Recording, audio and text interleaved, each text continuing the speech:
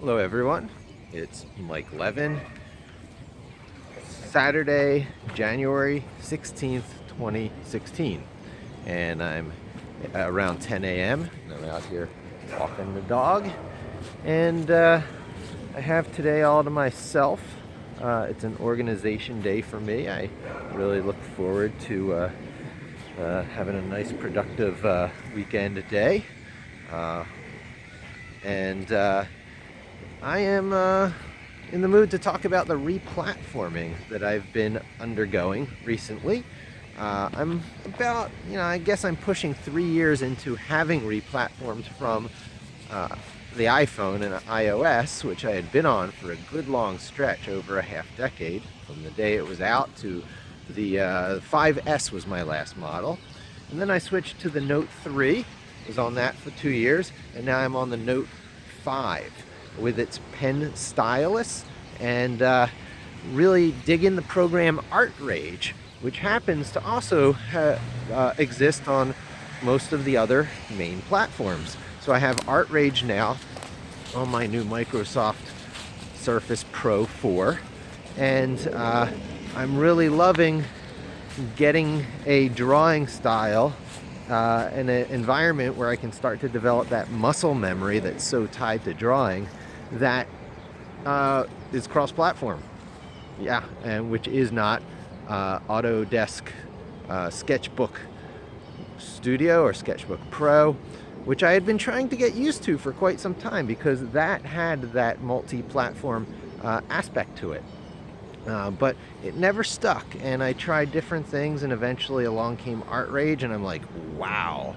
And I feel the next sort of evolution of user interfaces as big as it was from, the DOS days to the Windows days, right? Windows came along because of Mac and Windows, and that was a pretty big step, but there were other really big steps along the way, like the iPhone changed expectations of how simple user interface could be for a device where you don't have the luxury of tiny little drop-down menus, which is why Windows CE on phone devices never really caught on. And so where we are right now is the next stage of that evolution, which interestingly is pens and surfaces that work, I believe, ever more accurately like the real world. So the thing about ArtRage, which I'm going to start making videos using that, there's going to be a parallel track with my talking head videos, the coding ones, which I promise will come back now on Sigwin on Windows instead of on my MacBook Pro, but also with drawing, usually probably ArtRage, mostly on the desktop, but sometimes on the phone. I'll be breaking down and buying Camtasia Studio to do my screencasting using the camera the way I did with ScreenFlow on the Mac. I need that capability back. But I'm basically going to document my recent replatforming, which puts everything in nice parity. My phone mobile platform, which is the Note 5, and my desktop tablet platform, which is the Surface Pro 4. And they both have pens and they both have similar software, and I'm going to be able to develop and get back into visual communication, drawing. I'm going to become an artist again after some 30 years of convincing myself that that way lies no career. Quite the contrary.